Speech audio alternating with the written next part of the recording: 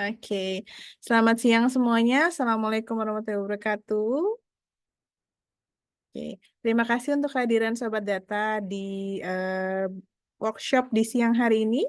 Seperti yang Sobat Data lihat juga di em, teman-teman di layar ya, ada judulnya Data Driven Approach to Improve the Effectiveness of Mental Health Services yang akan dibawakan oleh Pak Arif Fajar Saputra selaku Chief Empowerment Officer and Chairman dari Ibunda.id. Oke, seperti tadi teman-teman juga sudah ikut ya untuk webinar di pagi hari. Sekarang workshop di siang hari.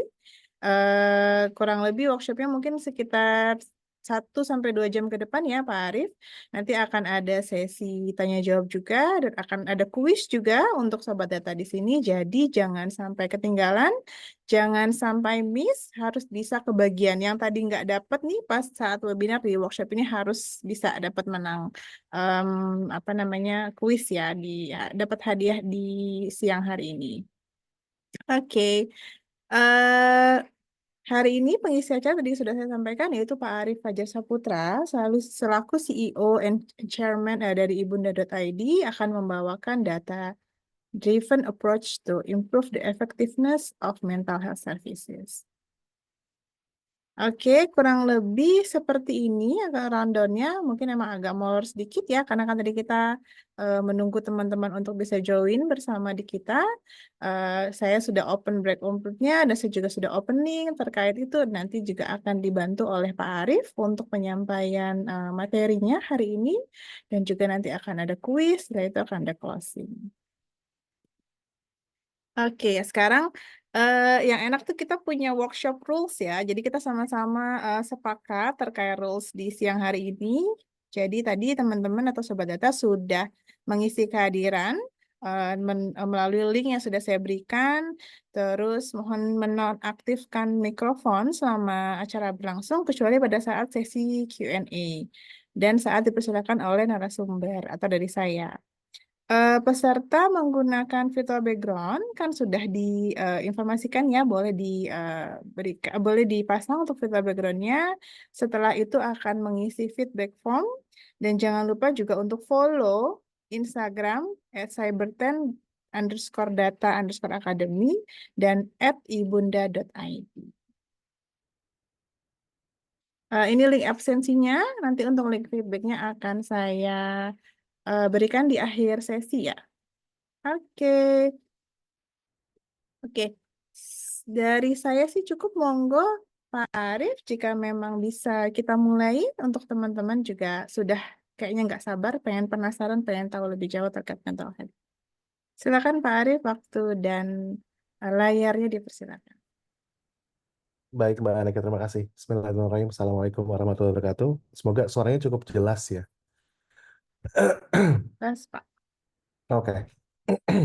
Tapi aku sebelumnya mau tanya dulu dong, banyaknya nih audiensnya dari mahasiswa atau dari teman-teman yang sudah bekerja atau kayak gimana ya?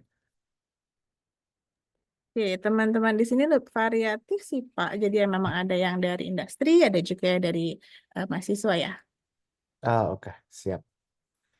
Baik kalau begitu, biar biar bisa lebih align aja sharing-sharingnya. Mungkin lebih lebih tepatnya sharing-sharing sih terkait apa yang sudah kita lakukan di ibunda.id selama kurang lebih dari 2015 sampai hari ini gitu.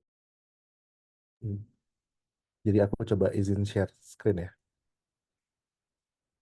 Hmm.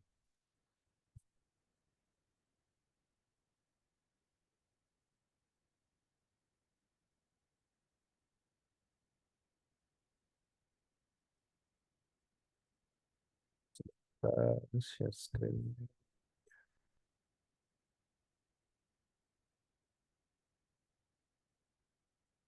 Apakah sudah terlihat? Sudah Pak Arif. Oke, baik. Baiklah kalau gitu. Sekali lagi mungkin salam kenal, saya Arif dari ibunda.id. Sebelum memulai sharing-sharingnya, saya mau tanya dengan apa ya, dari dalam hati yang sangat tulus ke teman-teman hari ini bagaimana kabarnya? Semoga jawabannya benar-benar bisa dijawab sama teman-teman dengan jujur gitu ya. Wah, nih hari ini lagi kurang istirahat nih. Hari ini lagi kurang baik-baik aja gitu. Atau hari ini lagi ngerasa ada yang salah nih. Kayaknya kenapa ya? Kok aku lagi agak-agak nggak bisa mikir seperti biasanya. Atau pagi hari ini tadi pas bangun tidur nggak tahu rasanya deg-degan banget gitu. Aduh, kenapa ya? Kok tadi pagi aku biasanya tidur, sorry, tadi sehari-hari aku biasanya tidur jam 9 atau jam 10 malam. Beberapa hari terakhir ini kok tidurnya jam 4 pagi dan lain-lain gitu. Sehingga berubah pola perilakunya gitu. Nah, jadi aku berharap teman-teman bisa menjawab untuk teman-teman sendiri ya, bisa bertanya sama diri sendiri, sama diri sendirinya, lu apa kabar gitu, kamu apa kabar gitu. Nah, teman-teman bisa jawab dengan jujur, kalau lagi nggak baik-baik aja, atau kalau lagi baik-baik aja, oh, lagi super powerful, yang penting jawabannya jujur. Em, jujur dari apa namanya, dari dalam lubuk hati teman-teman dan jujur sama kondisinya gitu.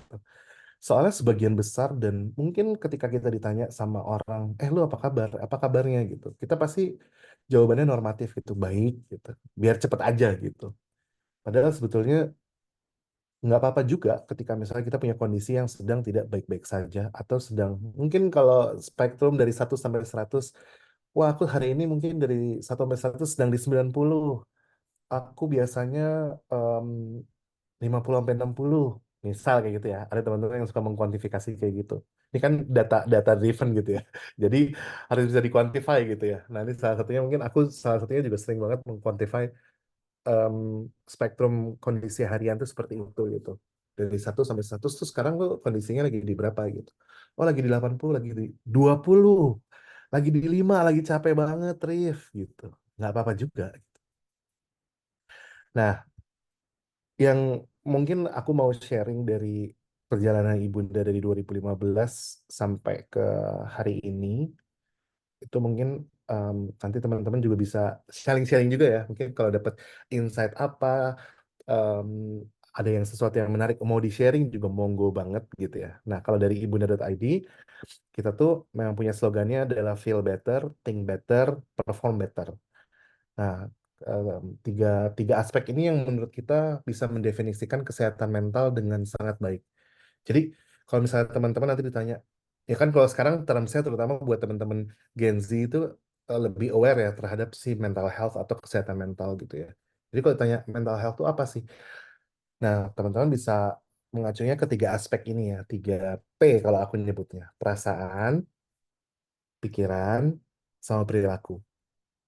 Nah, makanya ini kita ejawantahkan ketiga ini. Jadi, feel better, think better, sama perform better. Dan tiga hal ini yang harus dicek ke apa ke masing-masing ke teman-teman, atau misalnya teman-teman punya keluarga atau relatif yang atau colleagues yang sekiranya bisa di checking up gitu ya kondisi kesehatan mentalnya. Kalau misalnya dalam 40 hari terakhir itu udah bagus, apa udah lama banget ya.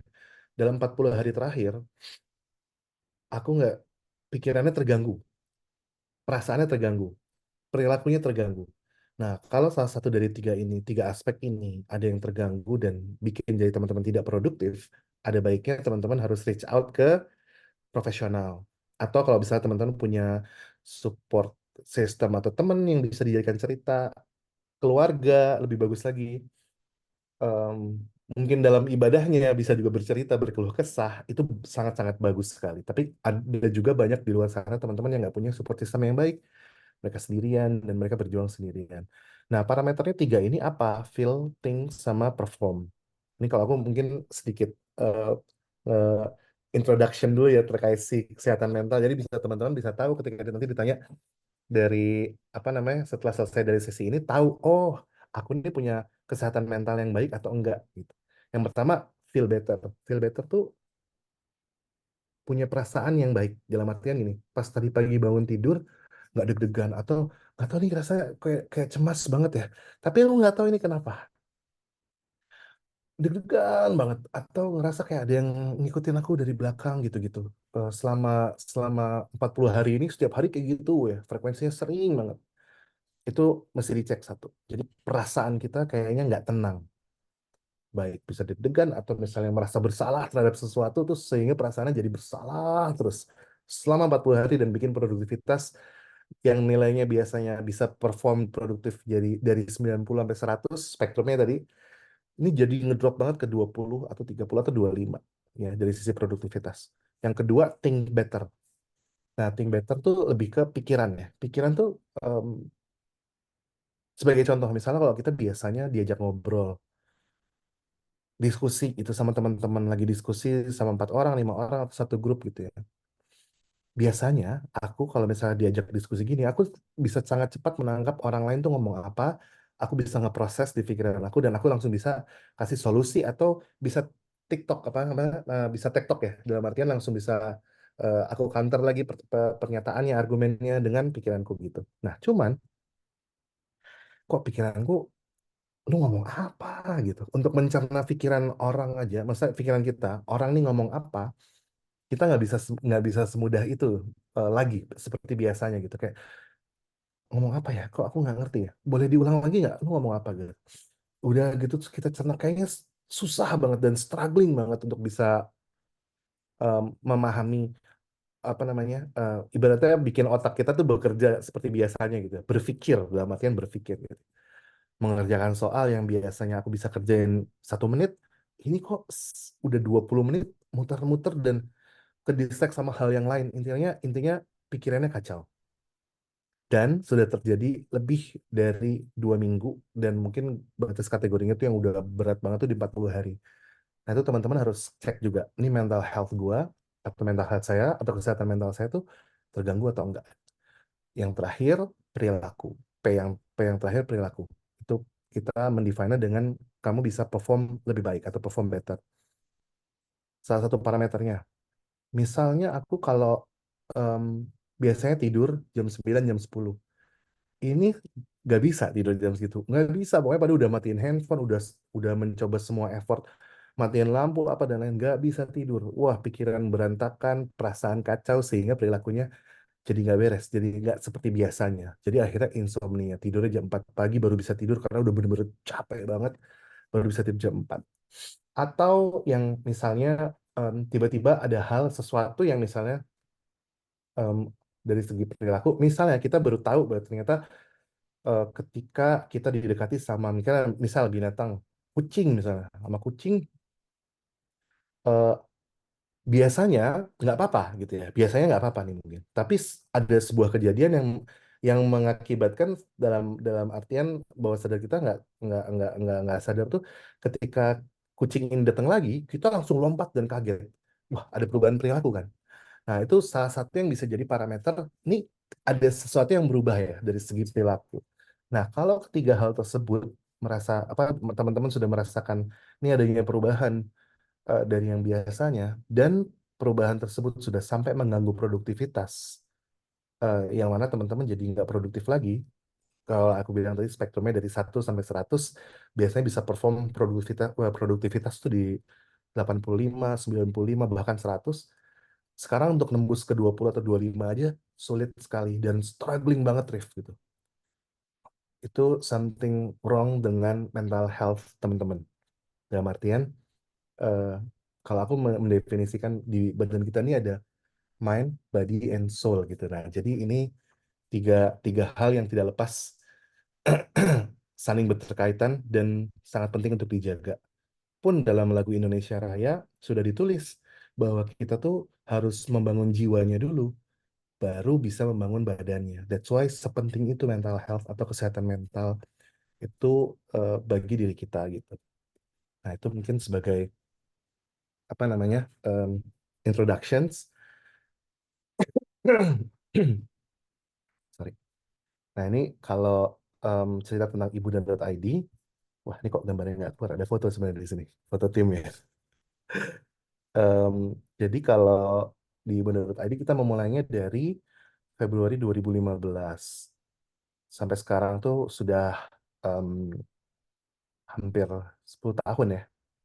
Jadi tahun depan insya Allah kita akan 10 tahun dan alhamdulillah bisa survive selama itu.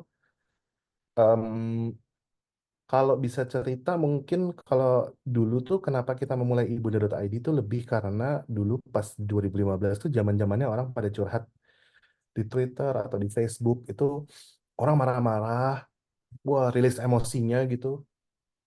Terus terakhirnya kata-katanya gini, no mention mention. Jadi sebenarnya dia menyindir seseorang dengan meluapkan emosinya, terus no mention mention gitu. Dan itu fenomenanya eh, banyak sekali aku temukan dulu itu di Twitter sama di Facebook. Em, Asumsi yang pertama waktu itu kenapa kita coba spin off si Ibunda.id ini, karena kita ngerasa bahwa kok orang ini merilis emosinya tuh tidak selesai ya. Buat kita kayaknya nggak selesai gitu. Harusnya ditumpahkan ke tempat sampah yang benar gitu lah ibaratnya. Kalau dulu boleh boleh apa namanya cerita sedikit analoginya gitu. Kemudian yang kedua itu kita ngelihat em, kesehatan mentalnya itu dalam artian setiap orang pasti selama hidupnya pasti pernah paling nggak minimal sekali aja ada di fase paling rendah dalam hidupnya gitu. The lowest moment dalam hidupnya, dan problems tersebut biasanya nggak pernah diceritain ke siapa-siapa karena malu, masa ngeluh, harus selalu kuat gitu-gitu.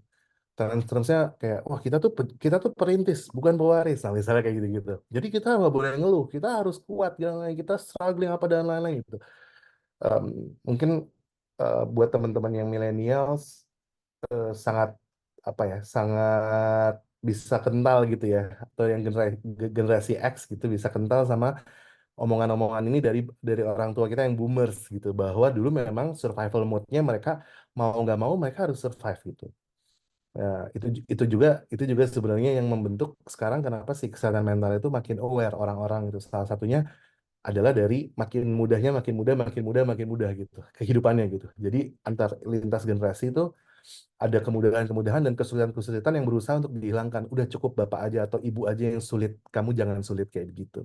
Nah, itu juga salah satu yang kita percaya bahwa ini jadi salah satu symptoms, bukan jadi pembentukan ke generasi strawberry, tapi em, justru ke si isu kesehatan mentalnya ini orang makin aware bahwa oh bisa loh kita tuh berjuang seperti boomers atau ayah atau orang tua kita, tapi tidak struggling itu gitu.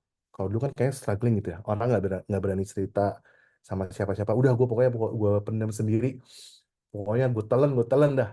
Gue berjuang tapi strugglingnya tuh menderita gitu. Nah, si kesehatan mental dengan definisi sekarang, strugglingnya tetap ada. Tapi bagaimana kita bisa struggling dan tetap bahagia. Nah, itu sebenarnya kunci kunci utamanya kenapa kita harus aware ke mental health kita atau kesehatan jiwa kita. Struggling, pressure, dan lain-lain tetap sama, bahkan lebih, tapi kita bisa menikmatinya gitu. Nah, ini salah satu visinya kita juga pengen bisa nge-solve gitu ya, em, akses ke kesehatan mental, em, services, baik produk atau services yang bisa nanti di-offer gitu ya ke depannya. Dan yang kita pengen sasar itu adalah em, apa namanya, pelayanannya itu adalah online to offline atau offline to online. Jadi memang itu yang jadi salah satu secret sauce-nya Ibunda.id dibanding teman-teman yang lain yang punya inisiatif yang sama membantu juga. Nah, kita menyebutnya sahabat baik kita gitu, sahabat baiknya Ibunda.id, em, sebagai pembedanya gitu ya. Jadi kita fokusnya di online dan offline dan integrasi antara keduanya gitu. Ah, ini dia fotonya baru muncul. Nah, ini timnya Ibunda.id. Ini foto kemarin Februari 2024. Jadi timnya, ini tim intinya, tapi kalau di luar tim intinya ini ada sekitar 150 lebih itu psikolog dan psikiater yang jadi associate kita di Ibunda.id gitu. Nah, kalau cerita tentang kondisi kesehatan mental atau kondisi tentang mental health industry di Indonesia, lebih bukan bukan bukan dari sisi em, apa namanya symptoms atau pasiennya, tapi lebih ke overview secara generalnya di Indonesia tuh ternyata dari data Riskesdas 2018, karena di Riskesdas 2023 ternyata belum keluar datanya. Eh, Mungkin sedang dimutakhirkan, hopefully bisa segera rilis data terbarunya gitu. Em, itu ternyata terdeteksi di Indonesia tuh ada 19 juta orang Indonesia yang terdiagnosa dengan em, apa ya, mental illness atau gangguan kesehatan jiwa gitu. Dan ini masuknya sudah ke ranahnya, kalau kita membaginya, ada orang dengan gangguan kesehatan mental yang em, ringan, moderate, ya mild, moderate, sama severe. Jadi kalau ringan, menengah, sampai parah gitu ya, maksudnya berat gitu ya. Udah ininya apa namanya, gangguannya berat gitu. Ini ada sekitar 19 juta yang terdeteksi atau terdiagnosa dengan mental illness. Lebih banyaknya di sana tuh teman-teman yang depresi, anxiety, gangguan kecemasan ya. Dua dua topik itu sebetulnya, dua dua symptoms tersebut yang cukup banyak dihadapi sama teman-teman di Indonesia dari datanya 19 juta ini. Dan ini pun data yang terregister di Kemenkes, dalam artian orang yang datang ke psikolog atau ke psikiater kemudian dicatat, kemudian masuk ke apa namanya, Kementerian Kesehatan.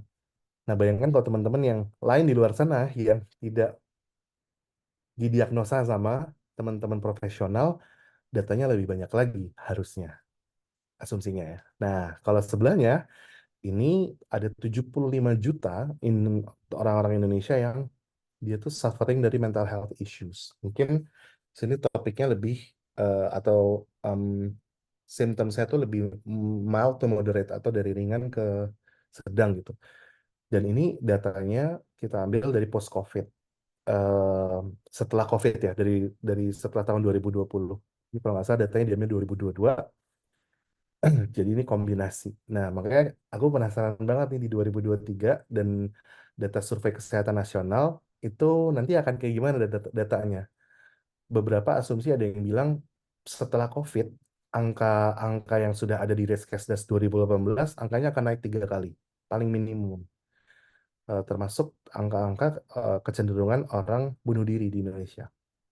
Nah, kalau di datanya WHO sendiri, 1 dari 4 orang itu sudah pernah berpikiran untuk mengakhiri hidupnya karena berat banget gitu ya. Jadi kalau misalnya em, apa namanya, ini mungkin datanya kalau WHO kan datanya dunia ya. Itu kalau kita ngumpul gitu ya, misalnya ada eh, mungkin ada sekitar em, 20 orang gitu berkumpul dalam satu ruangan, paling enggak itu ada 5 orang tersebut di dalam 20 orang itu yang sudah pernah berpikiran untuk kayak aku capek banget hidupnya, aku pengen udahan aja gitu. Jadi levelnya udah suicidal thoughts gitu. Jadi berpikiran untuk mengakhiri hidupnya. Dan surprisingly ternyata bunuh diri itu adalah penyebab kematian terutama buat teman-teman muda yang usianya di 15 sampai 29 itu nomor 2. Jadi memang datanya sebegitu urgentnya gitu ya. Dan pas kita lihat dari 19 juta tadi itu ternyata cuman 9% yang mereka itu teman-teman yang memang reach out untuk mencari bantuan gitu. Terutama ke profesional. Salah satunya karena di Indonesia sendiri praktisi kesehatan mental tuh terbatas sekali. Jumlahnya cuman nggak nyampe 5.000 sorry, psikolog itu yang terafiliate sama IPK atau organisasi yang psikolog klinis itu kurang lebih nggak nyampe 4.000, 3.500 sampai 3.700. Sedangkan dokter psikiatri itu sekitar 1.300 sampai 1.500. Jadi kurang lebih 5.000-an gitu. 5.000 menghandle 275 juta penduduk di Indonesia. Jadi itu rasionya sangat-sangat jomplang sekali. Kemudian em, rumah sakit di Indonesia yang fokus ke kesehatan jiwa itu hanya kurang lebih ada 350. Udah gitu harganya mahal, harga untuk konsul sama praktisi kesehatan mental, psikolog atau psikiater. Kalau sekarang kita memang fokusnya di psikolog dan psikiater, itu per sesi itu rata-rata 550.000. Dan ini memang angka yang mahal. Nah, yang terakhir, ini karena stigma. Nah, ini aku mau cerita sedikit tentang stigma sih sebetulnya. Ada sesuatu yang menarik yang bisa dan kita temukan gitu ya post COVID ini gitu. Jadi post COVID post COVID atau setelah COVID ini kita melihat eh, awareness tentang awareness orang-orang atau teman-teman di Indonesia tentang kesehatan mental jauh sekali meningkat. Mungkin angkanya bisa meningkat awareness itu mungkin sekitar 8 sampai 10 kali lipat based on Google Trends yang kita lihat. Ya, kemudian spoofing di Twitter, ngelihat sentimen analisis dari kata-kata yang di tweet di X gitu ya. Ya sekarang namanya X. Di Facebook juga itu angkanya cenderung 8 sampai 10 kali lipat orang-orang yang sudah aware dan mencari gitu ya tentang terms tentang si mental health. Kenapa aku depresi? Apakah aku depresi? Ciri-ciri orang depresi, ciri-ciri orang punya anxiety, ciri-ciri apa dan lain-lain gitu. Nah, terkait stigma sebetulnya orang sekarang tuh mungkin em, nggak lebih, maksudnya eh, kalau sebelum COVID dulu stigmanya tuh cukup jelek ya. Dalam artian orang pergi ke psikolog atau psikiater tuh pasti lo gila ya gitu.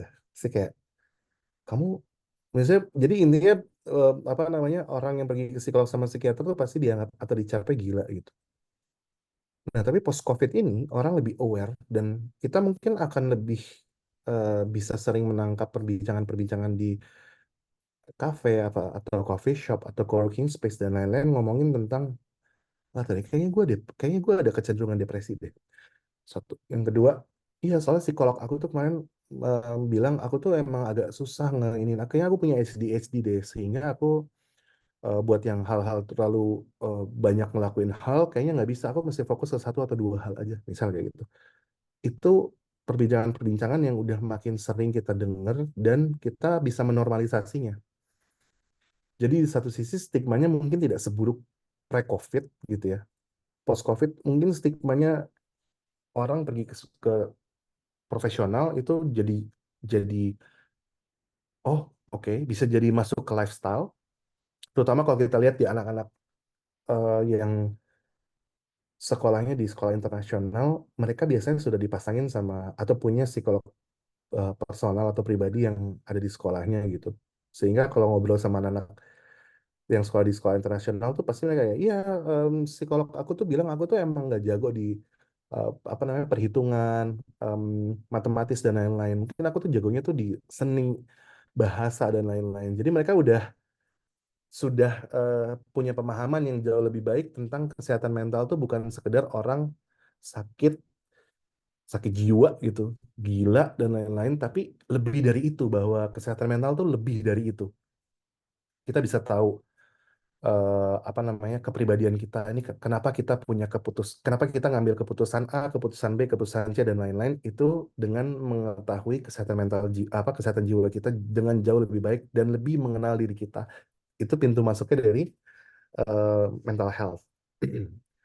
Nah, post COVID ini aku lihat orang-orang tuh sekarang di satu sisi orang yang tadi punya simptomnya misalnya depresi berat dan anxiety berat atau gangguan yang udah berat ketika mau pergi ke psikolog atau psikiater, mereka agak-agak eh, malu atau agak nggak enak atau agak agak sedikit cautious gitu. Kalau sekarang stigmanya udah nggak sejelek dulu atau nggak seburuk dulu. Mungkin eh, apa ya? Terus misalnya aku balik lagi ya ke angka ya dari 1 sampai 10 orang yang mungkin dulu problemsnya 9 atau 10 karena post COVID dan awareness tentang mental health-nya jauh lebih membaik, dia tuh turun spektrumnya tuh dari 9 mungkin stigmanya mungkin bisa jadi ke 5 atau 4 dia akan lebih lebih bisa menerima dan bisa lebih tenang lah kalau pergi ke profesional gitu. Nah, tapi ada satu sisi lagi teman-teman yang tadinya mungkin problemnya dari 1 sampai 10 itu cuma 1 sampai 2 mungkin ya secara berat atau apa namanya kesulitan atau apa tuh mungkin problemnya merasanya 1 sampai 2 nggak nyampe 5 mungkin masih mild cuman mild awal gitu. Tapi dengan adanya eh, si awareness-nya post COVID ini tentang mental health, 1 2 ini diromantisasi jadi 5 ke 6 gitu. Jadi yang mungkin jadinya jadi meromantisasi. Nah ini bisa jadi another topik lagi karena perilaku apa behaviornya tuh sampai sekarang masih kita amati dan coba kita analisa kenapa ya kok bisa meromantisasi seperti itu dan bagaimana cara apa namanya menghandle atau treatmentnya terhadap teman-teman yang mencoba untuk di satu sisi meromantisasi, it's okay, di satu sisi eh, terms spektrumnya turun gitu. Jadi kita bisa membantu mereka untuk ayo gitu, bisa memberi support yang terbaik kayak gimana sih cara menghandle-nya gitu. Nah, kalau dari sisi stigma kurang lebih kayak gitu. Kalau aku bisa share insight yang coba kita temukan dari beberapa tahun terakhir, terutama pre-COVID, intra-COVID, dan post-COVID itu kayak gimana. Nah, kalau di Bunda sendiri, em, kita punya 3 solusi yang kita coba untuk bantu buat teman-teman di Indonesia bisa punya jiwa yang lebih sehat dan well-being yang jauh lebih baik. Yang pertama itu kita punya Insight Me. Nah, Insight Me ini lebih ke educational platform buat teman-teman yang memang belum ready untuk ngobrol sama profesional, em, psikolog atau psikiater. Nah, jadi buat teman-teman yang masih depresi ya, apa aku depresi ya, apa aku ini ya. Ini ada self learn platform, bisa dikunjungi di insightme.id. Di situ yang bawain mayoritas banyaknya profesional psikolog psikiater yang membawakan kelasnya. Jadi kalau misalnya apakah aku depresi? Nah, daripada self diagnose, kayaknya iya nih gara-gara baca di Google atau apa gitu. Coba belajar tentang apa sih depresi itu 5W1H-nya gitu ya di Insight nih. Apa sih anxiety itu? Apa sih eh, trauma masa kecil itu gitu. Dan lain-lain. Pokoknya semua hal educational platformnya membahasnya tentang em, bagaimana kita punya well-being yang baik sehingga produktivitasnya menaik. Juga juga platform ini sebenarnya bisa membantu teman-teman yang mau mencoba menyelesaikan masalahnya sendiri dulu gitu kan, karena belum ready bertemu sama psikolog atau psikiater, belum berani untuk mencoba terbuka. Nah, itu bisa nih belajar di sini dan bisa tanya jawab di situ. Juga ada beberapa webinar, event, dan lain-lain. Support group juga. Jadi support group itu lebih kayak misalnya teman-teman berkumpul dengan, wah ini lagi musimnya burnout nih, misalnya akhir tahun. Nah, nanti teman-teman akan bisa kumpul sama teman-teman yang juga lagi burnout. Mungkin sisa apa namanya jumlahnya itu sekitar 10 sampai 20 orang berkumpul. Nanti ada satu psikolog atau psikiater yang akan mendampingi dan teman-teman itu bisa cerita apa dan lain-lain gitu. Jadi Insight Me ini emang kita tujukan buat teman-teman yang punya em, spektrum problemsnya itu dari mild to moderate ya. Jadi masih agak menengah gitu. Nah, kemudian yang kedua itu ada Wellme. Nah, Wellme ini layanan yang lebih sifatnya one on one dan lebih customized gitu karena memang em, dihandle sama profesional gitu. Jadi kalau profesional kan memang jumlahnya terbatas ya. Tadi kayak aku bilang ada 5.000. Nah, jadi sebetulnya kalau Insight Me bisa menghandle yang em, case-nya masih mild to moderate. Nah, Wellme itu akan menghandle dari teman-teman yang punya case atau problemnya dari moderate to severe atau yang dari eh, apa gejalanya menengah ke berat. Nah, itu akan dihandle karena butuh penanganan memang yang customized atau yang benar-benar one on one sama psikolog sama psikiater.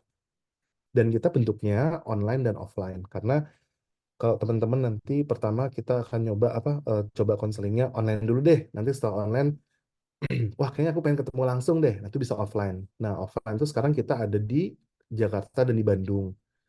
Soon to be ada di 5 kota next-nya. Jadi nantikan. Jadi nanti kalau misalnya teman-teman ada di kota-kota tersebut sambilan healing gitu ya atau traveling dan lain-lain bisa juga sambilan ngobrol sama teman-teman praktisi kesehatan mental gitu dari Wellme. Nah, di Wellme sendiri itu pun kita punya layanan yang namanya free curhat. Jadi free curhat ini gratis. Jadi teman-teman kalau misalnya mau mencoba untuk ngobrol sama peer counselor atau eh, psikolog atau psikiater bisa coba dulu free curhat karena free curhat ini memang gratis karena dia itu disubsidi dari teman-teman yang melakukan atau purchase layanan di ibunda.id yang premiumnya. Jadi setiap pembelian atau purchase dari teman-teman ke platform kita itu kita ada sisihkan sekian persen untuk cross subsidi layanan free curhat ini.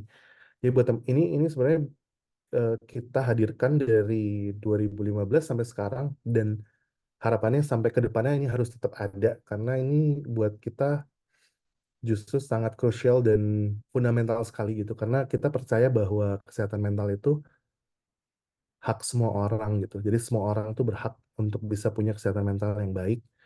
That's why buat teman-teman yang masih belum affordable atau masih belum afford untuk bisa ngobrol ke sama psikolog atau sama psikiater, itu bisa coba ke layanan free curhat yang di bunda.id, undernya Wellme gitu. Nanti teman-teman bisa buka di situ, bisa buat jadwal dan cobain, mungkin akan jadi experience pertama dalam hidup teman-teman ngobrol atau curhat sama orang lain, sama peer counselor, sama teman-teman dari bunda.id.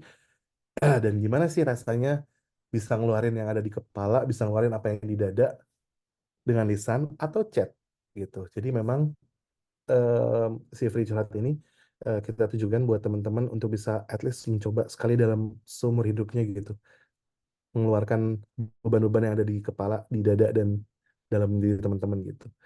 Dan layanan terakhir ini WorkMe. Em, WorkMe ini sebenarnya fokusnya adalah Inside Me dan Well Me, cuman kita tujukan buat company. Jadi em, kalau WorkMe ini kita membantu teman-teman di company untuk membuat fokusnya membuat teman-teman employees-nya di dalam company tersebut punya kesejahteraan yang baik sehingga produktivitasnya meningkat.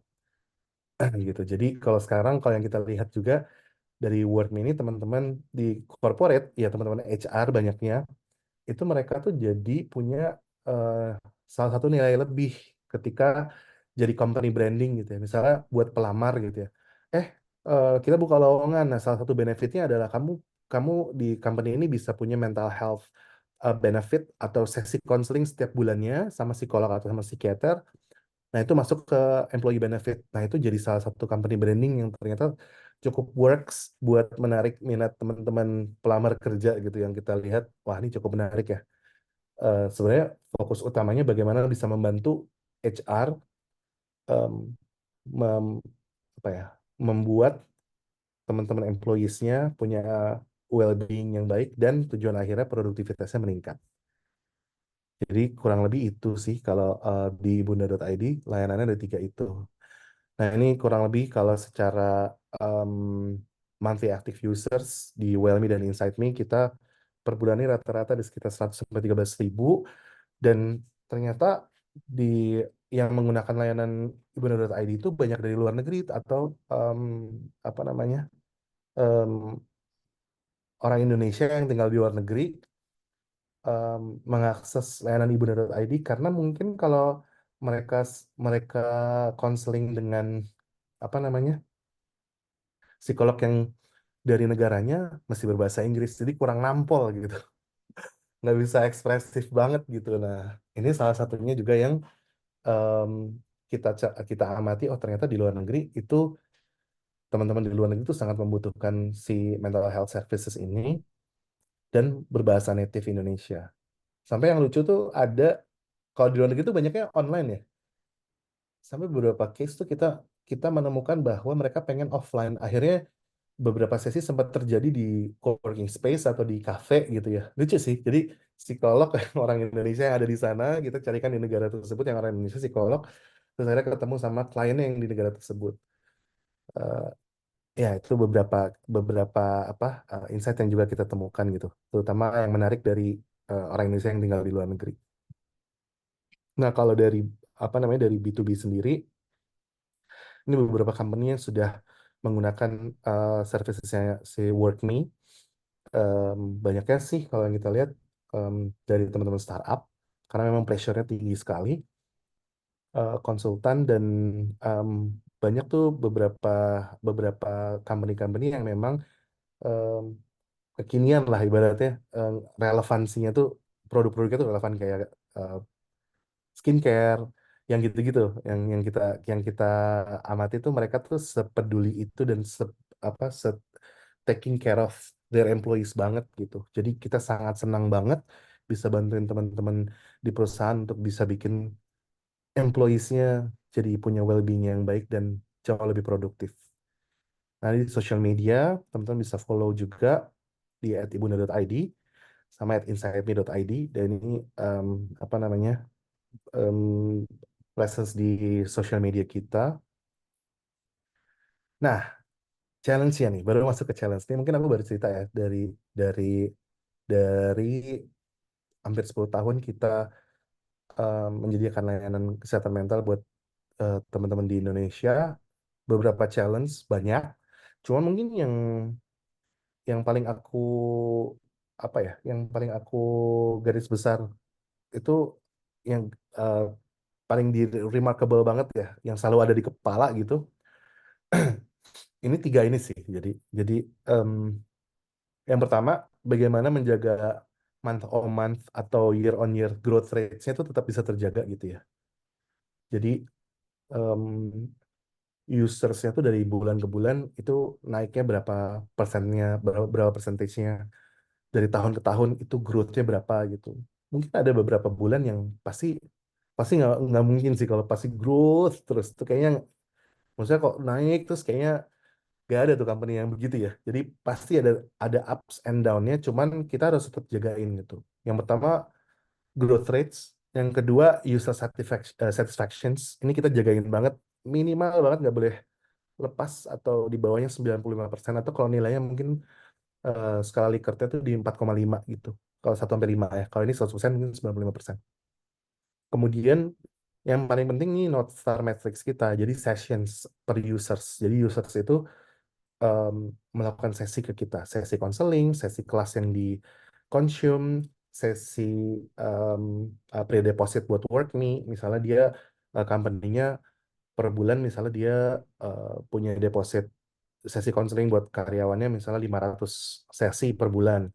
Bulan depan misalnya gimana caranya, atau tahun depan gimana caranya biar bisa naikin em, sesinya tersebut gitu. Nah, beberapa challenge ini sebetulnya kalau yang mau aku apa ya sharing-sharing pada kesempatan sore hari ini tuh, aku memandangnya dari atau point of view-nya dari funneling channel. Nah, funneling channel terutama di marketing kita pakainya AIDA.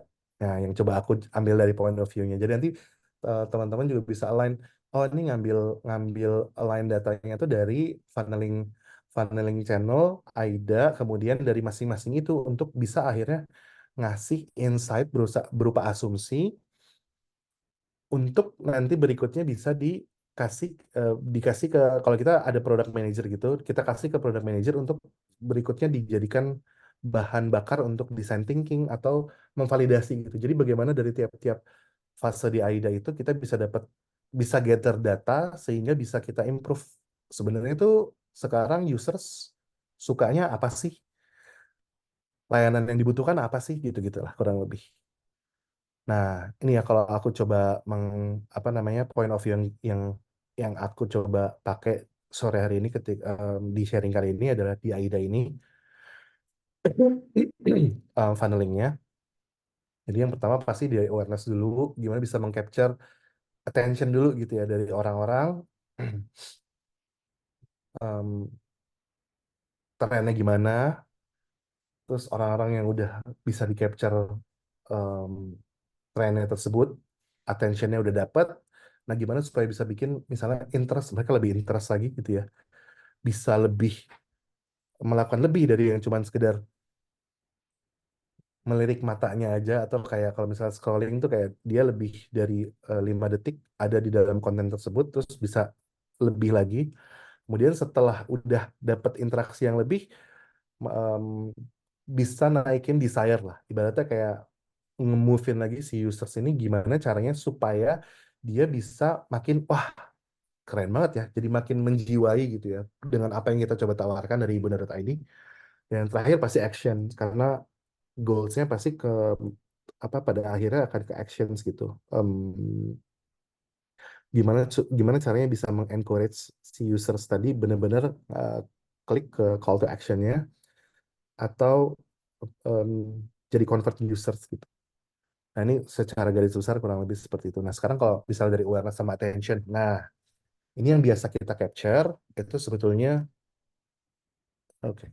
Nah, kalau yang biasa kita capture di apa namanya di fase yang awareness atau attention, fokusnya ke grabbing attention ya. Dia yang tadinya matanya kemana-mana jadi hah gitu, gitu dulu kan ya. Nah, yang pertama pasti kita ngambil em, banyaknya setelah kita tahu Google Trends atau apa dan lain-lain, kita biasanya pakai em, advertising kan biasanya. Setelah kita biasanya nembak 10 peluru, dari 10 peluru ini nih mana nih yang sekiranya masuk gitu ya. Dari 10 peluru mungkin kita udah ngeset asumsinya psikografiknya gimana, demografiknya gimana. Jadi punya punya target lah ibaratnya kita punya target buruan gitu ya. Ini orang-orang yang kira-kira membutuhkan nih orang-orang biasanya nongkrongnya di mana, minum kopinya apa, em, kemudian sampai dia tuh kalau biasanya scrolling TikTok atau Twitter atau X atau Instagram itu biasanya di jam berapa dan lain-lain itu kita capture dari 10 peluru yang kita tembak itu mungkin 2 sampai 3 yang kita akan dalemin lagi. Nah, dari situ baru bisa kelihatan oh ternyata dari 2 3 ini sekarang usersnya tuh arahnya tuh ke sini ya gitu. Kayak mungkin dari 10 ini ada tipe kita baginya dari sini mungkin usersnya um, 20 sampai 25 tahun, 25 sampai 30, 30 sampai 35. Nah, itu ada kayak grouping-groupingnya si segmentasinya gitu. Nah, itu yang pertama. Jadi setelah punya asumsinya tembakin langsung 10-nya gitu. Terus kita outreach mereka pakai digital asset yang kita punya gitu. Biasanya lewatnya itu banyaknya em, website kita yang kita pasti jadikan tujuan utamanya. Facebook ya meta meta meta aset itu Facebook, Instagram, TikTok, Twitter sama LinkedIn. Nah, kalau LinkedIn itu biasanya worksnya buat me sih.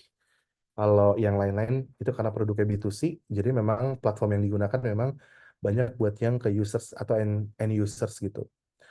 Dan yang paling apa ya, kalau buat aku sih lumayan signifikan tuh SEO sih. Karena SEO tuh kayak aset yang apa ya buat kita tuh low effort tapi high impact gitu. Karena kita bisa dapet kayak eh, free traffic lah ibaratnya gitu ya dengan punya SEO yang baik. Ini SEO ini bisa bekerja di website kita atau kita bisa memaksimalin si algoritma yang ada di masing-masing social media platform. Nah, itu kalau itu penjelasan detail untuk programming ads-nya apa dan lain-lain pasti jauh lebih detail lagi. Cuman kurang lebih tiga ini sih yang kalau kita amatin banget itu gimana supaya bisa mengcapture trend. Habis sudah bisa mengcapture trend, kita tembakin ke 10-nya, masukin ke dalam si digital asset yang kita. Habis itu bisa kelihatan apa namanya kurang lebih persona-persona yang di capture pada saat itu untuk akhirnya kita generate si SEO dan content marketing. Nah, salah satu yang kita pelajari ternyata konten-konten yang coba dibuat selain harus relevan saat ini teman-teman tuh harus ada sisi funnya atau komedinya gitu. Itu akan jauh-jauh lebih engaging. Jadi apa ya? Kalau aku bisa cerita mungkin orang-orang sekarang tuh buka sosial media dan lainnya tuh udah di fasenya pengen butuh hiburan kan ya. Bukan yang hanya belajar terus gitu. Tapi bagaimana bisa mengemas sebuah konten yang informatif, edukatif, plus bikin lucu gitu dan relevan.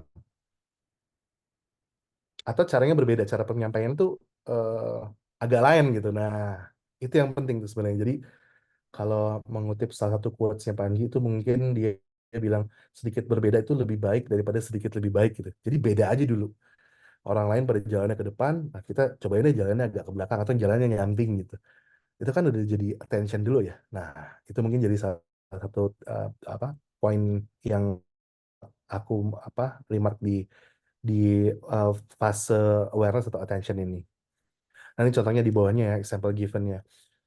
Kita pakai demographic data, terus target ini meta, individuals, age-nya di 18 sampai 34, biasanya dibagi jadi beberapa grup, segmentations gitu.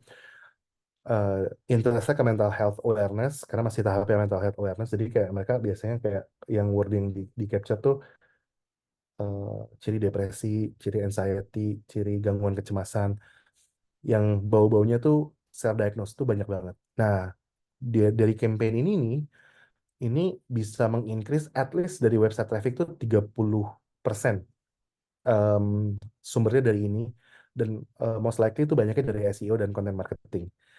Dan dari situ tuh bisa bisa nambahin sekitar 25% leads-nya, leads users ke layanan kita gitu. Ini salah satu studi case-nya di awareness atau attention.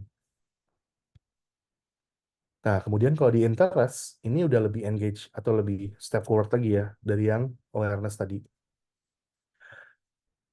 Yang jelas, pasti kontennya harus informatif. Kan udah masuk nih, ibaratnya kalau aku analogikan kalau yang tadi itu ibaratnya bagaimana caranya orang itu, misalnya teman-teman ada di sebuah pameran atau PRJ deh misalnya ya, Pekan Raya Jakarta atau apalah gitu. Kalau yang awareness tadi, ini fokusnya adalah gimana caranya supaya orang itu ngelihat. Kan lagi jalan nih, banyak kan booth gitu ya. Nah, kalau ini gimana caranya ngelihat nih? Wih, menarik nih. Jadi aware dulu nih, wah ada ibu.id tuh. Kita analogikan ibu.id itu satu booth atau toko deh. Nah, dia udah ngelirik nih. Nah, kalau yang ini, dia udah masuk ke dalam tokonya. Nah, jadi udah berhasil masuk ke dalam tokonya. Terus gimana caranya bikin si orang tersebut atau users tersebut itu berlama-lama di tokonya. Nah, udah pasti kita kasih sesuatu yang emang dia butuhkan gitu. Em, Mungkin ya aku highlight ada 3 poin. Kita bikin konten yang relevan dan informatif. Jangan lupa tadi ya, masukin juga sisi yang komedi tadi ya, gitu. Nah, yang kedua, itu setelah mereka udah eh, masuk ke dalam toko, ini kalau ini mungkin jatuhnya newsletter ya. Newsletter tuh mungkin sesuatu yang rutin karena udah ada ketertarikan, kemudian orang ini kita tandain. Nah, orang ini kita tandain, kita minta WhatsApp-nya, lu mau dapat, mau nggak dapat info atau em, konten-konten terkait mental health dan secara rutin bagaimana eh, bisa lu bisa memiliki eh, mental health yang baik atau menjaga atau memaintain kondisi mental health lo yang lebih baik gitu dengan konten atau apa yang bisa kita jaga di beberapa digital channel gitu. Itu juga di poin kedua. Nah, yang ketiga itu ketika user saya udah masuk ke dalam toko kita, itu ada ibaratnya mainan gitu. Nah, yang kita pakai mainannya ini adalah si online assessment tools. Misalnya teman-teman yang tadi masuk, dia pengen tahu ciri-ciri misalnya depresi itu kayak gimana gitu, atau ciri-ciri gangguan kecemasan itu kayak gimana gitu. Atau eh, kesehatan mental health itu apa, nah, gitu. Misal gitu ya, dengan keyword-keyword tersebut udah masuk, kemudian kita kasih online assessment tools. Nah, online assessment tools itu biasanya kalau yang kita punya tuh kayak self assessment quiz. Jadi kayak em, apa semacam form atau em, assessment tools. Mungkin kalau teman-teman bisa kebayang kayak misal kita dulu pernah langganan majalah atau apa yang pertanyaan ini jawabannya apa gitu, A B C D, terus nanti B C apa dan lain-lain, terus nanti terakhir ada jawabannya, kesimpulannya apa. Nah, itu kurang lebih online assessment tools yang kita em, buat supaya teman-teman yang udah masuk ke toko tersebut itu jadi berlama-lama di dalam tokonya gitu. Nah, ini kurang lebih em, apa namanya 3 poin yang aku remark banget di fasenya interest ini. Nah, example given-nya mungkin dari self-assessment mental health screening test. Ini tools yang kita bikin di website ibunda.id ada di sections quiz atau uh, tes psikologi namanya gitu. Jadi bisa tahu mengecek bagaimana apakah kesehatan mental kita ini sedang terganggu atau sedang baik-baik saja atau kayak gimana tuh ada self-assessment tools-nya namanya mental health screening test. Nah, ini kita bisa mengengage 12% dari organic traffic websitenya nih yang melakukan tes itu, dan 10% dari yang mengetes itu ternyata melakukan booking consultations atau membeli sessions kelas gitu.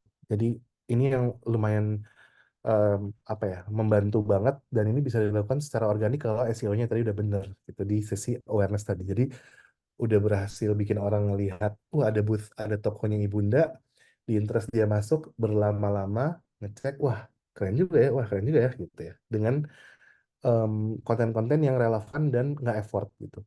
Nah, berikutnya baru ke desire. Nah, kalau dari point of view desire ini, gimana caranya supaya bikin ibaratnya kalau orang yang tadi em, udah masuk ke dalam tokonya, gimana caranya dia kita bikin lebih ngiler, ibaratnya kayak wah gue mau banget service lu gitu kayak, atau dia merasa bahwa eh, yang kita tawar apa penawaran kita nih kayak terlalu jelek untuk dilewatkan gitu ibaratnya. Nah, itu beberapa eh, apa ya, beberapa section yang coba kita remark itu adalah kita bikin beberapa konten misalnya tentang sukses stories dan testimonials orang yang sebelumnya struggling dengan mental health-nya, kemudian dia mengakses layanannya ibunda.id dan afternya dia jadi jauh lebih produktif, bekerjanya jadi jauh lebih menyenangkan dan dia tahu apa yang aku mau gitu. Gue jadi tahu gue tuh pintar apa, strength-nya apa, weakness gue apa, dan apa yang gue mau dalam hidup gue itu ada kayak gitu success stories dan testimonials. Itu bikin users kayak gue mau kayak begini, gue mau jadi orang yang kayak begini gitu. Before afternya clear setelah menggunakan layanan ibunda.id. Berikutnya udah pasti service descriptions jelas banget, harus detail apa yang di offer, nanti bisa ngasih ekspektasi juga benefit yang didapat sama si klien tuh apa gitu, prosesnya gimana, nih unique features-nya apa dan lain-lain sehingga output objektifnya bisa tercapai dan dia makin yakin bahwa oke gue trust gitu. Dan yang terakhir ini biasanya mungkin kalau di toko tuh ibaratnya coba dulu nih permennya gitu kan, ada tester-tester kan. Nah, gimana kita menciptakan si tester-tester itu untuk wah gila, testernya aja udah bagus, udah enak banget kayak gini, apalagi aku beli yang eh, apa yang lebih dari itu gitu. Ibaratnya dengan ngasih tester kita udah ngasih value yang jauh lebih ke customer gitu. Dan itu buat apa? Buat naikin desires-nya users itu akan jadi jauh lebih apa ya? Kalau aku bisa bilang em, ngilernya tuh kayak bener-bener jadi ngiler banget gitu. Terutama kalau di Bunda kita ngasihnya free consultations. Jadi teman-teman bisa nyobain free consultationnya gimana ngerasain curhat sama orang, cerita sama orang, ngeluarin apa yang ada di kepala dan di dada dan di dalam badan kita, dalam jiwa kita nih yang jadi beban selama ini dengan free servicesnya aja udah sebagus ini gitu. Eh, Gimana yang premiumnya gitu. Nah itu hal-hal yang memang kita create untuk teman-teman bisa nyobain first experience-nya dulu gitu.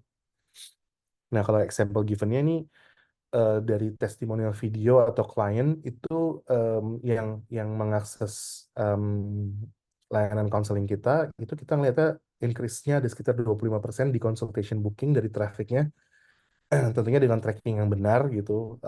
Biasanya kita trackingnya dengan promo code atau kode-kode yang ketika mereka redeem itu ada discount atau benefit yang bisa mereka kasih sehingga trackingnya benar gitu.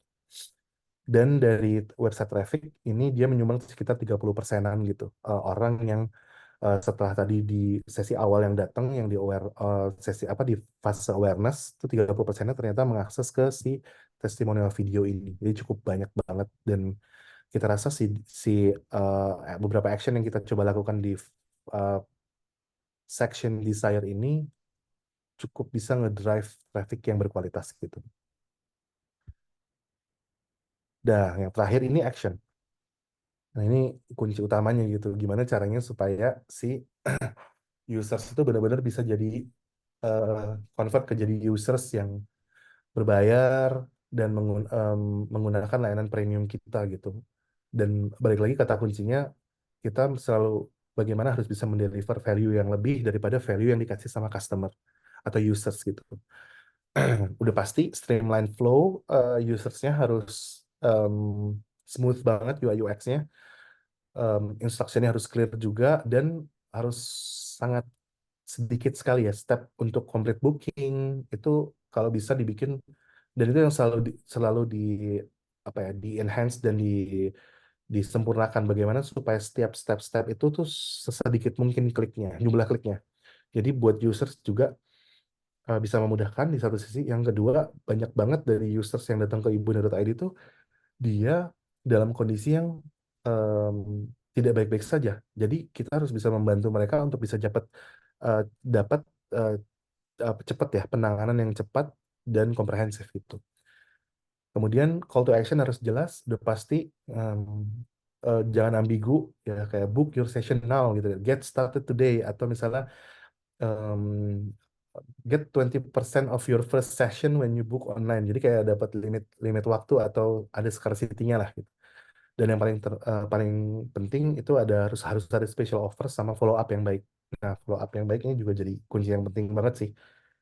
Sebagai contoh mungkin salah satu movement yang kita selalu eh, buat ketika di setiap tanggal 10 Oktober, pada saat World Mental Health Day itu, misalnya 10% of all counseling service tuh ada free discountnya 10%. Terus selama bulan Oktober misal gitu. Nah, itu bisa apa namanya? Bisa cukup jadi sesuatu yang ngedrive orang dari yang desire jadi action karena ada limitation waktu dan scarcity yang ada gitu. Nah, example givennya sebetulnya lebih ke yang kita baca tuh beberapa penyempurnaan ya dari mensimplify online booking proses gitu. Terutama pada saat mental health screening test itu increase-nya gila banget sih. Kita ngelihat benar-benar bisa se ekstrim itu gitu. Kayak increase-nya bisa di angka 40% bookings dari sebelum sampai setelahnya, dan conversion rate-nya bisa naik sampai 35%, dan ini angkanya sangat-sangat tinggi sih kalau menurut kita gitu. Dalam waktu sebulan ya.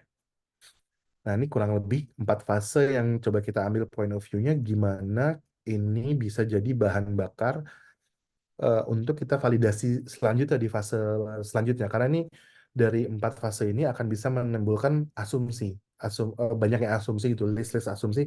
Ini users lebih suka konten-konten yang ini nih. Dan ini setiap bulan kita lakukan untuk dari list-list tadi untuk bisa masuk backlog.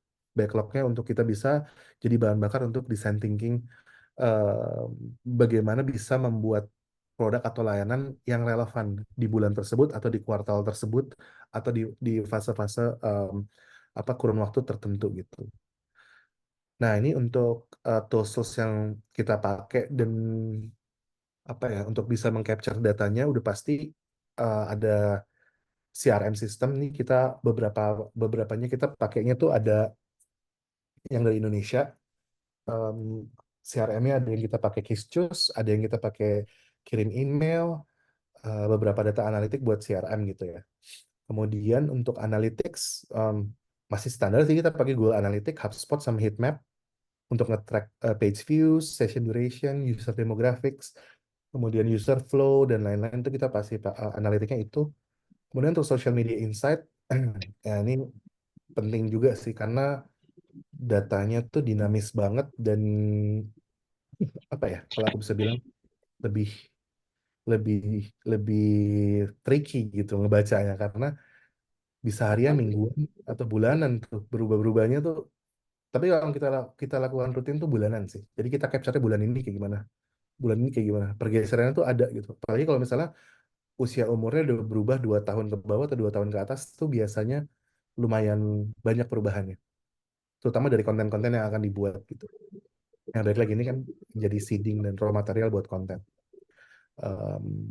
Ya, platform A/B testing dilakukan secara reguler juga untuk bisa tahu behavior analysis penting, A/B testing dan feedback loops. Ini kalau feedback loops kan lebih ke kualitatif ya.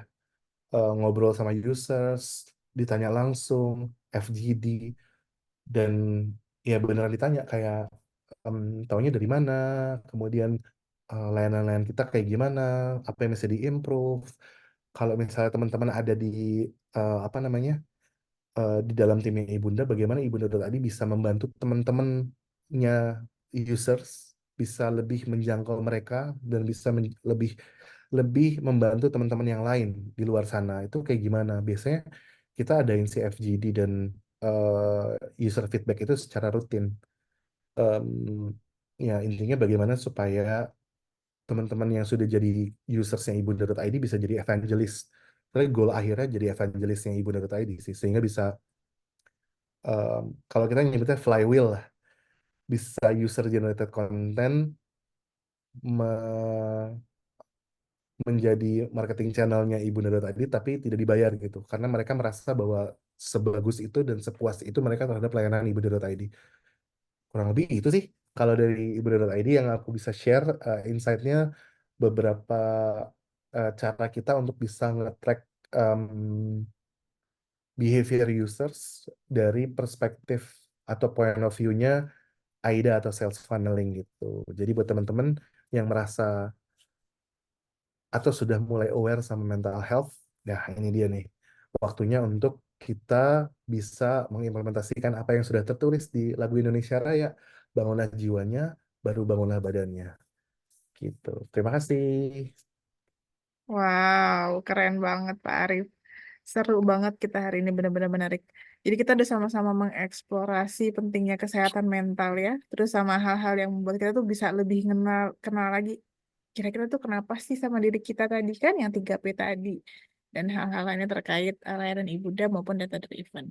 Oke, kita open sesi tanya jawab. Untuk teman-teman yang udah penasaran mau tanya, boleh raise hand atau langsung open mic. Oke, Kak Gabriela boleh Kak silakan apa open mic-nya. Selamat sore. Eh, Mohon maaf Kak, ini suaranya kedengaran nggak ya? Terdengar jelas Kak, Jelas. silakan. Ya, Oke, terima kasih. Kak, ini terima kasih untuk workshopnya ini dan jujur ini sangat membantu saya banget karena ini berhubungan dengan pekerjaan yang saya geluti sekarang dan saya bekerja di salah satu instansi yang menaungi apa sih namanya menaungi masalah kesehatan mental jadi kerja di rumah sakit jiwa juga dan pas lihat tools-toolsnya tuh ternyata memang ternyata sebenarnya hal ini sangat berguna banget untuk misalnya juga bisa diimplementasikan di rumah sakit dan ini Kak kita mau tanya kalau untuk apa sih namanya kan ini pada saat data itu dia pada saat penarikan data dan lain-lain pada saat Kak eh, mau menentukan untuk membuat satu konten atau misalnya Kak mau buat kayak mau buat satu keputusan itu dia itu dengan Kak bisa sharing nggak itu dalam proses penentuan itu kayak seperti apa gitu pada saat data itu udah diambil nih pada saat data mau diambil terus kayak eh, pada saat kita mau dieksekusi ini apa dulu nih yang harus dilakukan nih pada saat penarikan data ini mau bagaimana cara kakak untuk bisa mengeksekusi sehingga itu bisa jadi kayak tepat sasaran gitu loh tepat sasaran kepada audiens yang lebih membutuhkan karena saya juga mikir bahwa seharusnya sih rumah sakit seperti ini perlu banget nih buat bisa dibuat harus berdasarkan database yang ada dengan apa namanya dengan tools-tools seperti ini sebenarnya ini jadi berguna juga itu buat penarikan data pada saat kita mau buat data atau kita misalnya mau buat satu implementasi kebijakan dan lain-lain sebenarnya ini berguna sih Kak. Jadi kebetulan ada ahlinya mau sekalian tanya juga saat itu. Jadi thank you. Monggo Pak Arif mau kita kumpulkan atau mau langsung dijawab? langsung dijawab aja ya, takutnya lupa. Oke, monggo monggo silakan Pak. Ya, salam kenal Mbak Gabriela Estrita Tudus. Wah, ini kalau boleh tahu rumah sakit jiwanya di mana, Mbak? Kalau sekarang Atau sih di daerah mana? Di kerjanya kota di mana? Rumah Sakit Jiwa Ratu Buisang yang ada di Provinsi Sulawesi Utara saat ini. Wow, hebat. Bentar, aku sambil lihat ya. Rumah Sakit Jiwa Ratu Wisan ya? Ya, Kak. Ratu, Ratu Wisang Uh, ya? uh-uh. Oh, Sulawesi Utara. Oke. Kalau kalau misalnya, ini aku disclaimer dulu ya. Tadi kan Mbak Uh, Gabriela bilang, wah ini aku apa ditanya ke ahlinya. Enggak. Belajar, Mbak. Ini belajar terus. Dan ini aku juga belajar sama teman-teman di sini. Jadi mungkin yang aku bisa sharing adalah apa yang sudah pernah kita lakukan dan bagaimana kita melakukannya gitu ya. Nah, terkait yang Mbak Gabriela tadi tanyakan, kalau aku bisa cerita mungkin caranya kita sebagai contoh misalnya kita kan banyaknya kontennya di digital ya, di sosial media gitu ya. Nah, kita biasanya itu memulainya itu em, tahap ketika membuat konten itu adalah banyaknya users yang datang di bulan sebelumnya, misalnya ini bulan Juli. Nah, di bulan Juni itu kita akan atau Juni atau 3 bulan ke belakang lah gitu ya, Juni, Mei, sama April, kita ambil datanya, data usersnya kita ambilnya itu adalah symptoms apa atau gejala-gejala apa yang banyak dialami sama teman-teman yang datang ke ibu.id. Misalnya, wah ini lagi banyak banget tentang em, yang konseling di marriage counseling. Wah, banyak banget yang datang couple atau suami istri yang datang, kemudian ibaratnya mereka lagi ribut dan butuh penengah, orang ketiga, atau mungkin banyaknya ada masalah-masalah yang nggak bisa diselesaikan berdua gitu. Nah, itu kita lihat ini ada apa namanya, fenomenanya kenapa ya banyak sih marriage counseling ini misalnya kayak gitu. Ternyata pas kita lihat itu nomor satu nih selama 3 bulan terakhir kemarin.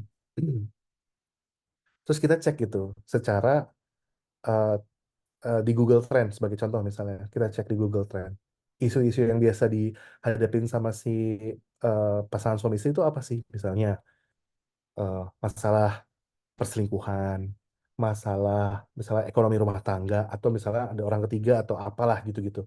Ternyata selama 3 bulan terakhir kemarin, oh cukup ramai juga gitu isu-isu yang misalnya terkait si perselingkuhan itu. Nah, dari situ mungkin ke trigger asumsinya ya, asumsinya ke trigger dan akhirnya malah jadi ribut. Terus kayak jadi ribut ini nggak solutif dan lain-lain, akhirnya butuh nih orang ketiga, mereka lari ke si ibunda.id untuk mencoba jadi penengahnya. Nah, itu salah satu cara baca datanya kita. Kemudian yang kedua, itu bisa juga, kalau itu baca datanya dari apa, bottom up ya. Jadi udah ada hasilnya dulu, user sudah datang, terus kita datangnya dengan data gitu, bukan dengan asumsi. Terus eh, di apa namanya, dirunut runut runut runut ke atas, oh ternyata sumbernya di sini. Maka dari sini bulan depan coba yuk kita bikin konten yang banyakin tentang eh, isu-isu tentang relationship yang sudah menikah misalnya. Itu satu. Kemudian yang kedua, kalau top down itu biasanya kita punya asumsi dulu. Dalam artian gini, oh 3 bulan kemarin banyak nih isu-isu yang tentang perselingkuhan atau apa dan lain-lain. Bulan depan, coba yuk, kalau tadi aku sempat cerita di awareness tuh, kita coba siapin 10 peluru gitu. Kita coba tembak, ini topik A, topik B, topik C, topik D. Atau 5 deh. Kita bikin 5 konten. Nah, dari 5 konten ini kita rilis, kita post.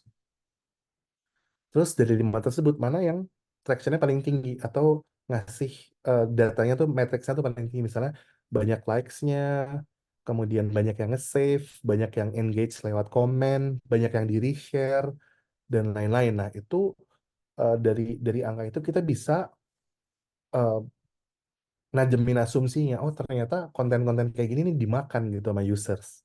Nah, dari konten-konten dari 5 tadi, misalnya yang ternyata paling rame, kita ambil 2 atau 3. 2 deh misalnya. Nah, 2 topik A sama B. Nah, A sama B ini kita dalamin lagi di minggu berikutnya. Itu kan minggu pertama ya. Di minggu kedua kita fokus hanya 2 ini aja. Ya udah, kita akhirnya bikin 5 lagi.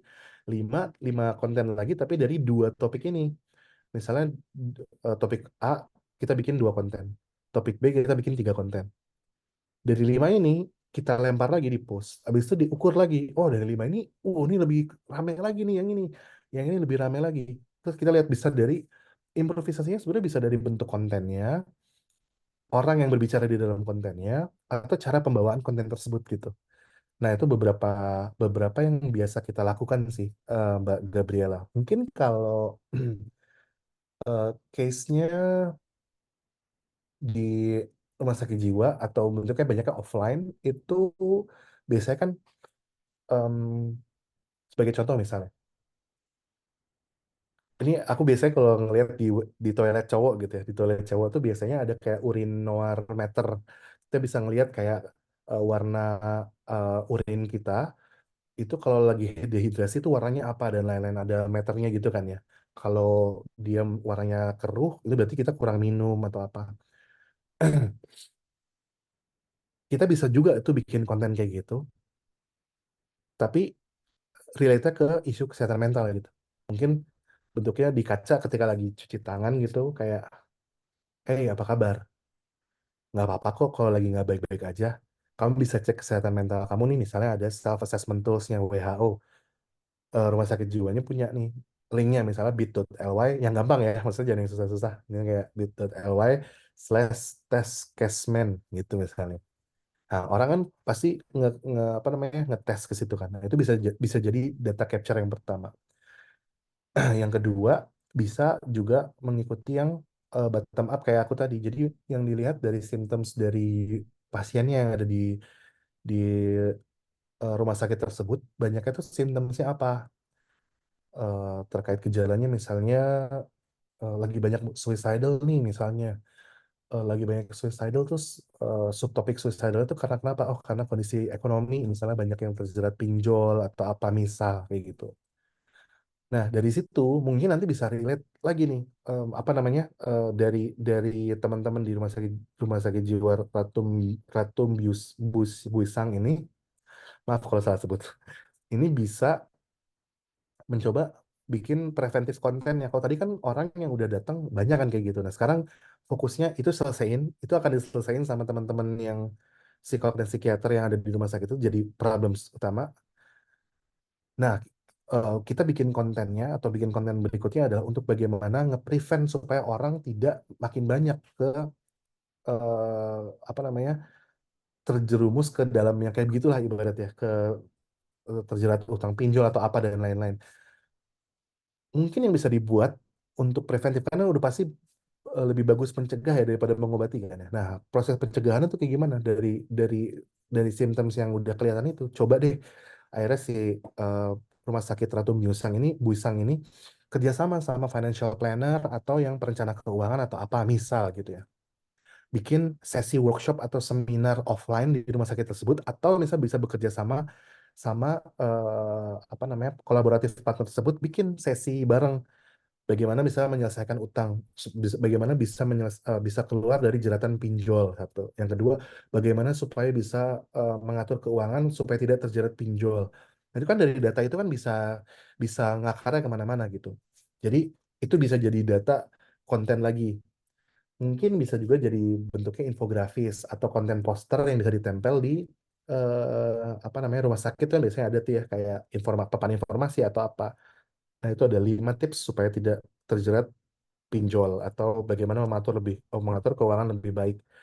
Kontennya ajak kerjasama aja sama yang ada di em, Sulawesi Utara. Nah, pasti ada financial planner atau lembaga keuangan yang advance di isu ini, ajakin kolaborasi, barternya value to value. Jadi nanti teman-teman dari rumah sakit nggak mesti bayar financial planner-nya, tapi financial planner-nya kita ajak kerjasama untuk bikin konten bareng. Nanti kan dia dapat klien juga tambahan gitu misalnya. Nanti di bawah konten ininya ada ini dibuat oleh financial planner namanya siapa gitu. Jika butuh konsultasi lebih lanjut, bisa hubungin financial planner ini gitu. Atau misalnya banyaknya ke kasus-kasusnya karena banyak terjerat ke kasus hukum, misal gitu ya.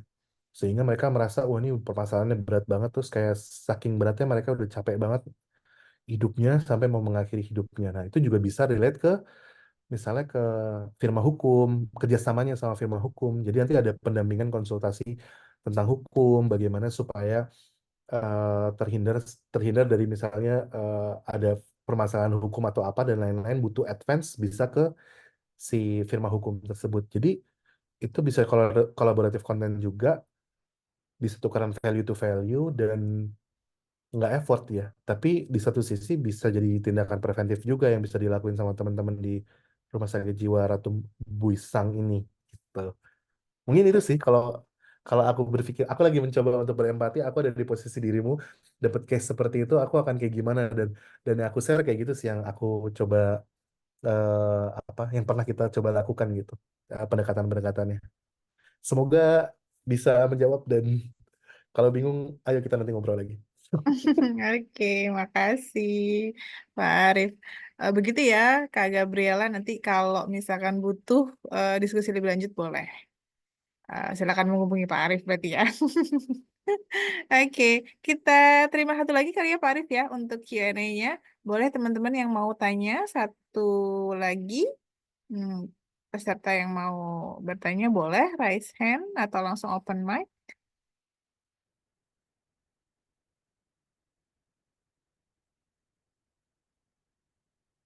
Ada nggak nih yang mau tanya? Kalau nggak saya yang tanya nih Pak Arif. Ada lagi kah teman-teman yang mau bertanya? Kayaknya malu-malu. Atau lagi eh, mendalami lebih jauh terkait mental health mereka ya. Oke, ada lagi? Kita tunggu. Oke, kalau nggak dari saya deh, Pak Arif.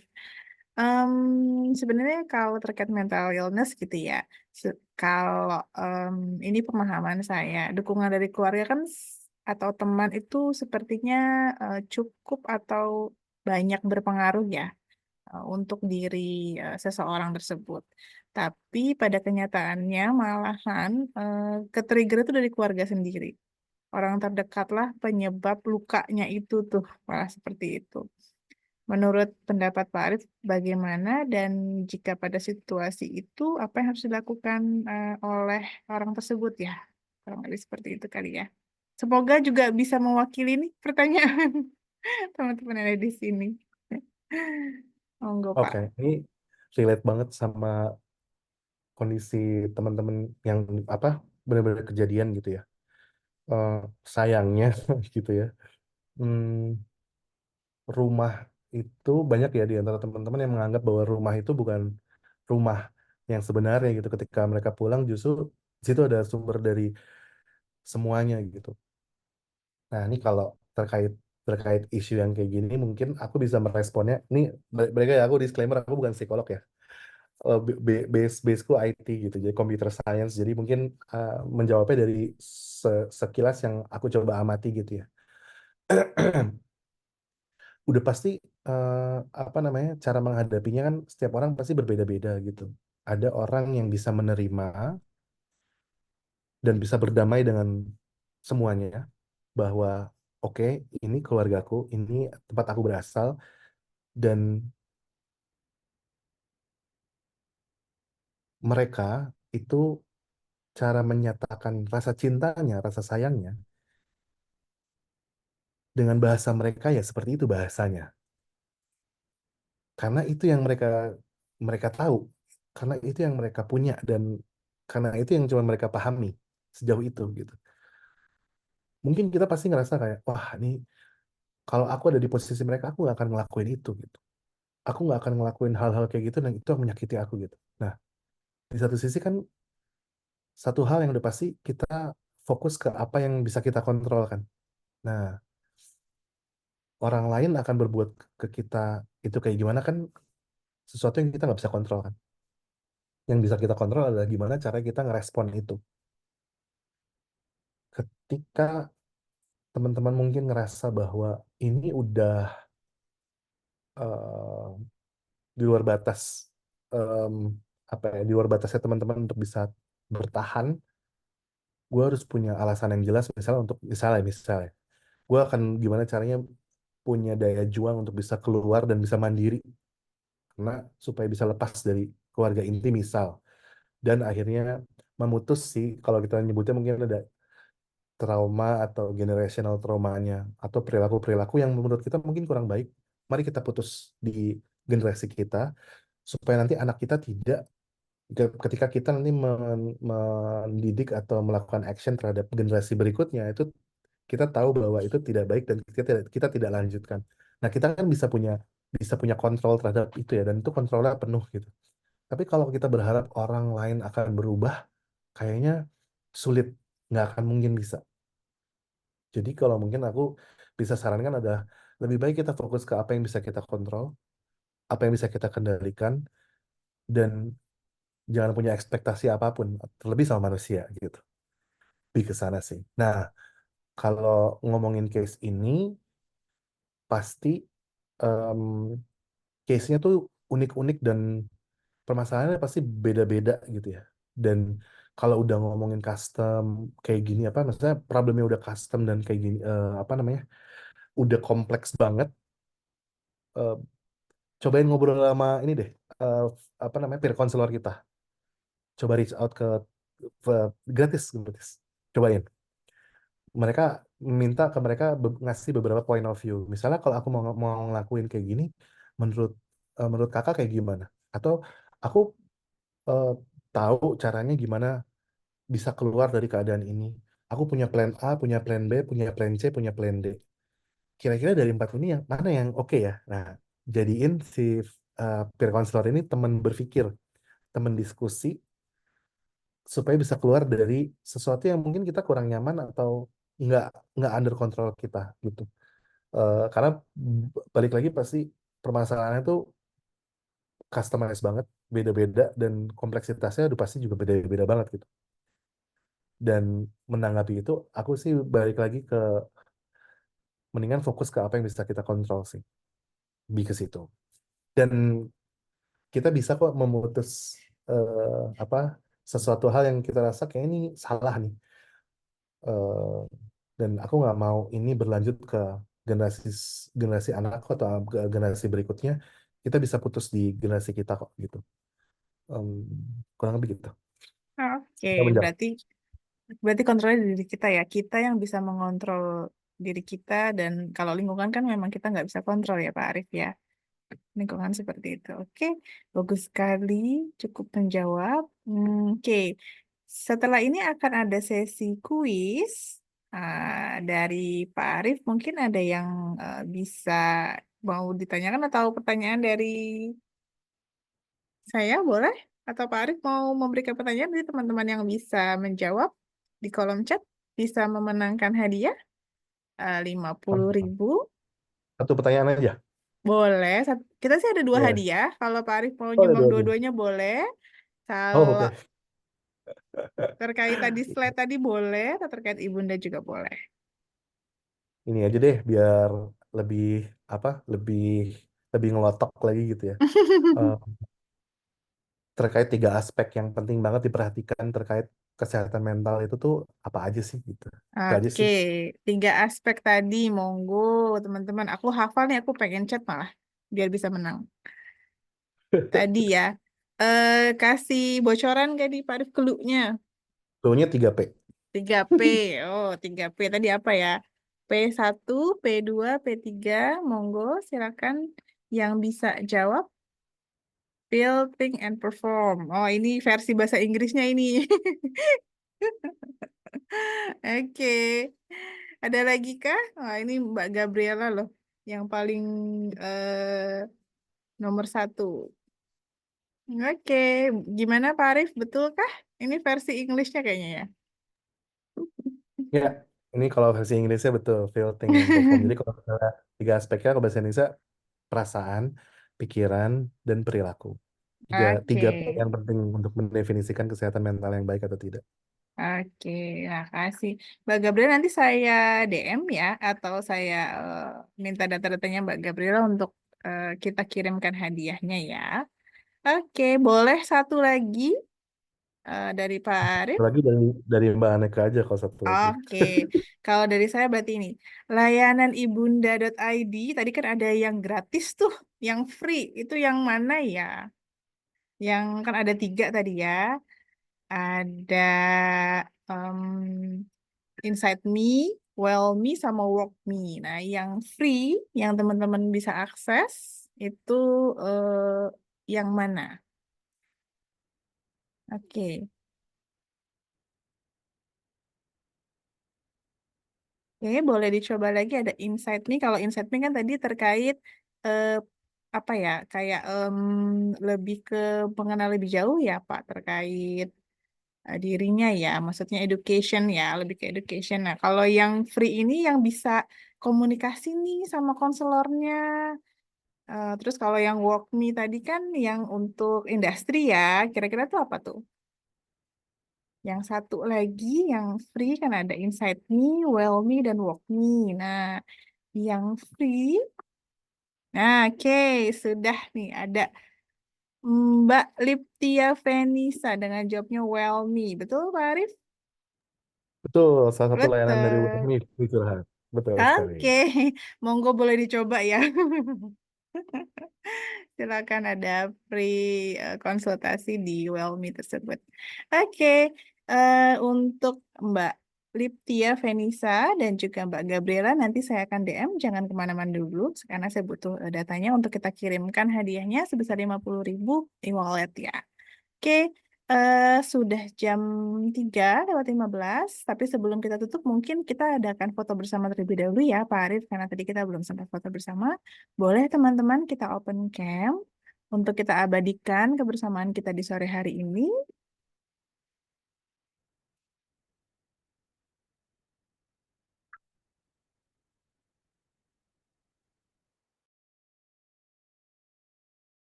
Oke, semua sudah siap. Sebentar saya akan ya. Oke, ada lagi. Oke, saya hitung. Siap di kamera. 1, 2. Oke, next slide.